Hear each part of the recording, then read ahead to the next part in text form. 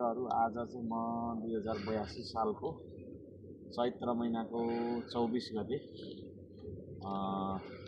यो के अरे दार्चुलाको एउटा तुइन जुन देखियो त्यो तुइनको ठाउँमा चाहिँ झोलुङ्गे पुल लगाउने भनेर चाहिँ शिलान्यासको लागि आएको छु र अहिले यहाँ म कहाँ उभिएको छु भन्दाखेरि त तलतिर देख्नुहुन्छ तलतिर उभियो तल चाहिँ यस्तो खालको छ यो चाहिँ मेरो महाकाली नदी छ र पारिपट्टि भारत पारिपट्टि नेपाल भन्ने छ महाकाली नदी गरेको र हाम्रो बाटो चाहिँ यो खालको छ यतादेखि यस्तो खालको बाटो हाम्रो छ होइन यो बाटो छ हाम्रो यसमा चाहिँ पुरै यसो के अरे जगिङ हुँदै आइयो पारिपट्टि चाहिँ अब इन्डिया पर्यो होइन अनि पारिपट्टि चाहिँ त्यसरी त्यो लगभग अब 2 लेनभन्दा धेरै 4 लेनको बाटो इन्डियाले चाहिँ बनाएको छ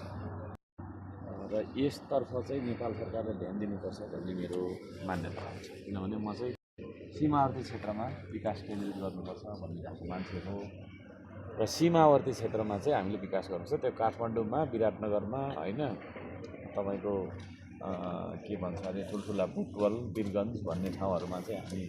विकास केन्द्रित गरेर बसिरहेका छौँ अब बन्ने बजेटमा थोरैमा पनि 60% गाउँ केन्द्रित के अरे बजेट बनाउनुपर्छ भन्ने मान्यता पनि म राख्छु त्यो कुरा म उठाउनेवाला पनि छु उठाइरहेको पनि र यहाँ चाहिँ यो खालको छ अब जस्तो हाम्रो बाटो पारिदियो र लिपु लेक जाने बाटो चाहिँ भारतले यसरी खोलेको भन्ने कुरा चाहिँ यहाँ स्थानीयताको कुरा छ त्यो विषयमा हाम्रो सीमालाई चाहिँ अब राष्ट्रसङ्घ लगायतका ठाउँहरूमा गएर निकायमा गएर चाहिँ हाम्रो 4 किल्लालाई यकिन गर्नुपर्छ भन्ने माग मैले पहिलो सदनमा राखेको सम्बन्धित निकाय नेपाल सरकारले ध्यान दिनुपर्छ भन्न चाहन्छु र यहाँ यो विकट छ र यहाँको स्थानीयहरू अब पारिपट्टि चाहिँ राति पनि झिलिमिली हुँदो रहेछ पारिपट्टि अँध्यारो र यही नदीबाट चाहिँ तपाईँको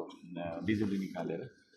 यता नेपालतर्फ पनि हामीले चाहिँ यही बनाउनुतर्फ लाग्नुपर्छ र सिमानाको बारेमा के हो भन्ने बारेमा पनि चाहिँ नि सम्बन्धित निकायले भन्नुको मतलब सम्बन्धित निकाय भन्ने बित्तिकै नेपाल सरकार भन्ने बुझिन्छ नेपाल सरकारको विषयमा दुई देशबिचको सिमानामा विवाद भइरहनु पर्ने हाम्रो हो भनेर कराइराख्नु पर्ने होइन अनि अब छिमेकीले चाहिँ कन्स्ट्रक्सनहरू गरिराख्ने अनि यतापट्टि चाहिँ निश्चिन्त कसैलाई चासो पनि छैन चिन्ता पनि छैन भन्ने हिसाबले बसिराख्नु पर्ने भन्ने खालको चलनको अन्त्य गर्नुपर्छ यो चिज हो र मलाई लाग्छ पारिपट्टि अझै पनि कन्स्ट्रक्सन भइराखेको जस्तो छ यता हेर्दाखेरि होइन त्यो देख्छौँ र यो चिज छ र यसलाई मैले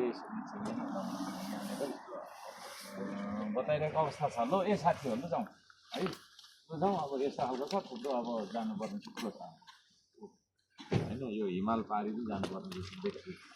है ल